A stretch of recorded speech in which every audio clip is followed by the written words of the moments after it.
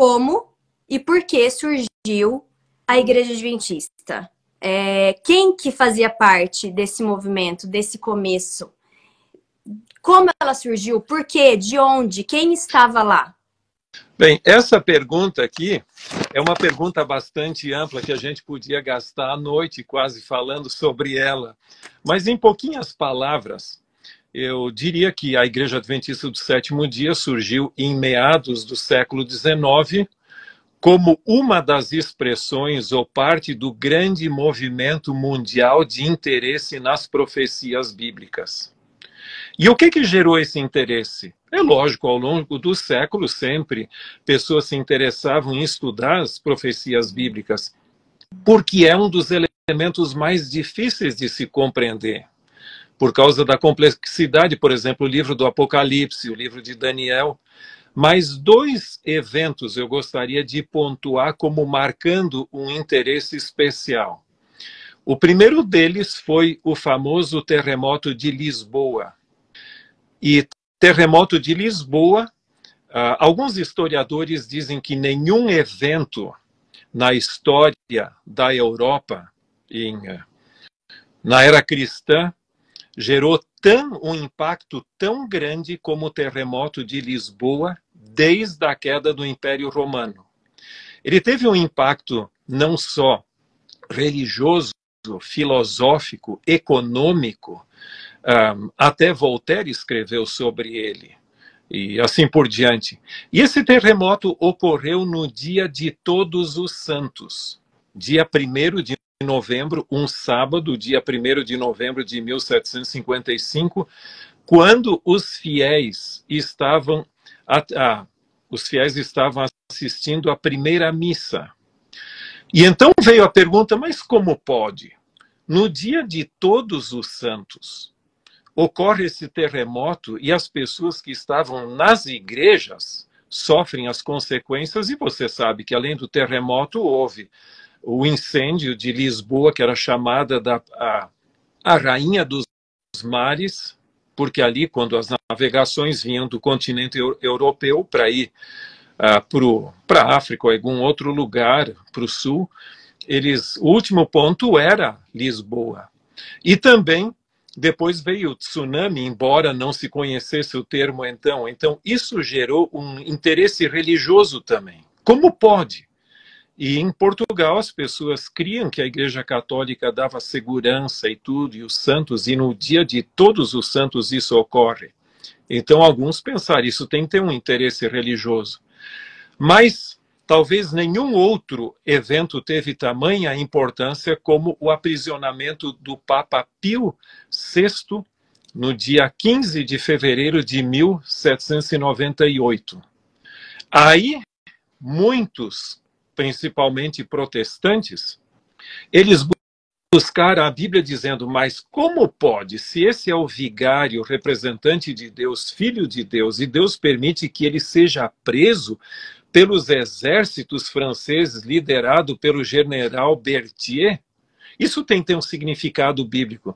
E muitas pessoas voltaram a estudar as profecias bíblicas, e isto gerou o que é conhecido como o grande despertamento ou grande reavivamento do estudo das profecias em todos os continentes.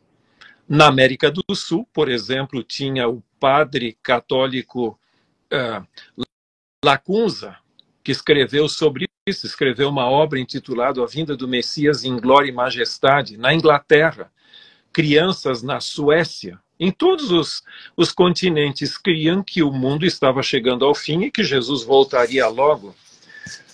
Algumas pessoas dizem o seguinte, que Guilherme Miller foi o que inventou interpretações proféticas assim.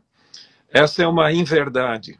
Na minha tese de doutorado, que eu escrevi sobre a formação do sistema doutrinário, eu li muitos comentários de Daniel e Apocalipse, e havia um consenso entre os comentaristas de fala inglesa de que talvez o mundo chegasse ao fim, e as 2.300 tardes e manhãs de Daniel 8:14 chegassem ao fim no ano de 1843, 1844 e a maioria 1847. Então, mais ou menos ali, havia um consenso entre muitos comentaristas, logicamente não adventistas, porque não existia o adventismo naquela época.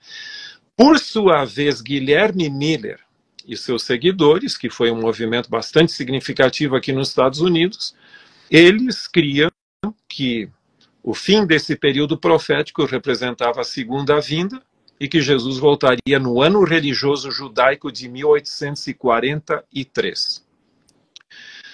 Guilherme Miller nunca marcou um dia para a segunda vinda. Isso é um equívoco. Ele marcou um período que, equivocadamente, ele queria que começava no dia 21 de março de 1843 e terminaria 21 de março de 44. Ele não sabia quando. É óbvio que quando Jesus não veio, aí houve um pequeno desapontamento. E um outro indivíduo chamado Samuel Snow, ele estudou um pouco mais com os cálculos proféticos e as cronologias disponíveis naquela época. Eu não quero ser muito técnico aí, mas, por exemplo, Ferguson e Yale, essas duas cronologias ele estudou e então chegou-se à conclusão de que seria 22 de outubro, o dia da expiação. Então Jesus não veio. Isso gerou um desapontamento. E deixa eu só acrescentar mais um ponto que eu creio que é importante para a nossa compreensão. Algumas pessoas creem que desapontamentos desqualificam movimentos. Sim. Cuidado com isso. Se esse for o argumento, então nem cristão você deveria ser. Porque a cruz foi o maior desapontamento de todos. Porque os discípulos criam que Jesus seria o Dom Pedro I daquela época, né, o libertador, que ia proclamar a independência do jugo romano, até os discípulos mesmos. Se você for ler ali no livro, no Evangelho de Lucas, até os discípulos tentaram explicar a Jesus o que ele sabia melhor do que todos. Né? É esse o... Não, é você o único que não sabe o que aconteceu lá em Jerusalém, né? Lembra no caminho de Emaús? Então, veja, o que desapontamentos geram? Duas coisas. Uma ruptura com a tradição e um novo início. Então, nesse sentido, também, eles buscaram uma resposta para o desapontamento e começaram a estudar a Bíblia. E, ao estudar a Bíblia, eles encontraram respostas não só para as inquietações que eles tinham, para as perguntas, mas para muitas perguntas que não haviam formulado.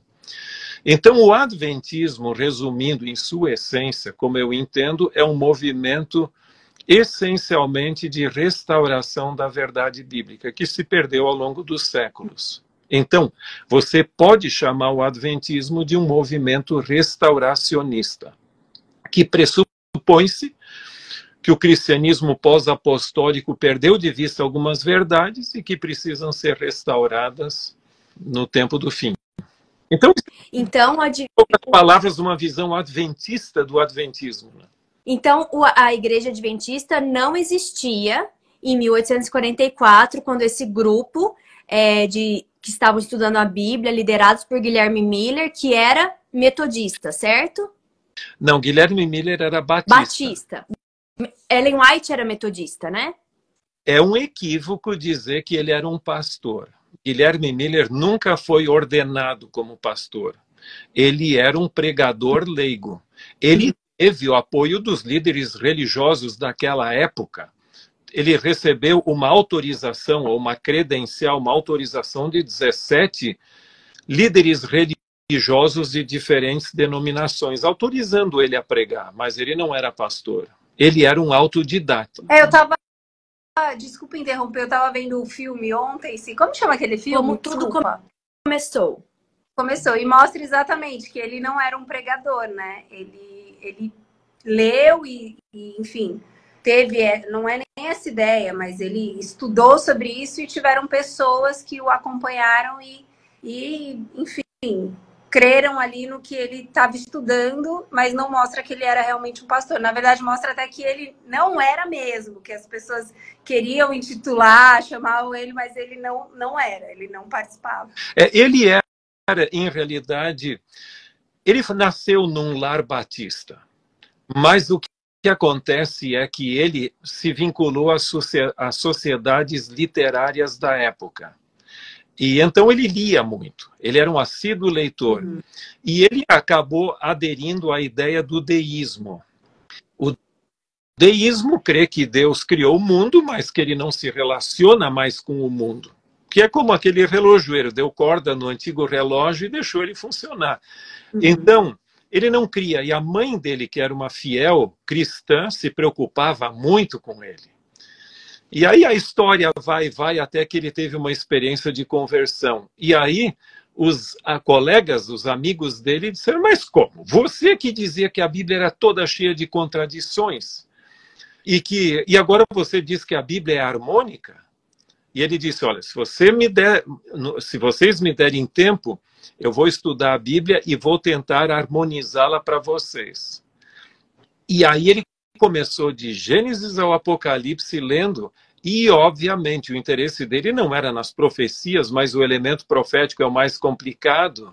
Então ali é que ele chegou às conclusões, estudando bastante a Bíblia. Então ele estava estudando ali as profecias de Daniel, as 2.300 tardes e manhãs, e ele chegou à conclusão então que Jesus volta, ele entendeu a profecia, mas ele errou o evento. Ele entendeu que Jesus voltaria naquele período de 1843 a 1844 e reuniu ali um grupo de pessoas, então, que passaram a crer que Jesus voltaria e passaram a pregar sobre isso, venderam suas terras e para pregar que Jesus ia voltar. E Jesus não voltou. Então, houve esse desapontamento. Muitas dessas pessoas abandonaram a fé, mas esse grupo continuou estudando. Foi isso, pastor? E aí, o que gerou desse grupo de Guilherme Miller que continuou estudando e o que aconteceu? Veja, você falou corretamente. Guilherme Miller nunca aceitou a doutrina do sábado e também continuava crendo na imortalidade natural do ser humano. Então, o que acontece? Ele não perdeu a esperança. Ele escreveu um livrinho que foi publicado em agosto 1º de agosto de 1845, explicando. E ele disse, eu não inventei cronologia. Eu simplesmente aceitei a cronologia que me foi passada. E em outro momento, ele escreveu para o seu amigo, que foi o grande líder do movimento millerita, chamado Josué Himes. Ele disse, eu agora estabeleci a minha esperança em outro tempo. E esse tempo é hoje, hoje, hoje, até que eu veja Jesus voltando nas nuvens dos céus. Ele escreveu para o amigo Himes, também, que era o melhor amigo dele, como se diz assim, o grande líder do movimento millerita, porque Guilherme Miller foi o pregador e Himes foi o organizador. E o movimento millerita foi talvez o maior fenômeno literário da história da religião americana. Porque, em realidade, nós não sabemos exatamente o número de membros que havia. Porque não era uma igreja, era um movimento interdenominacional. Tinha membros de todas as igrejas, ou seguidores. A pessoa permanecia na sua igreja, mas abraçava a verdade da segunda vinda de Cristo.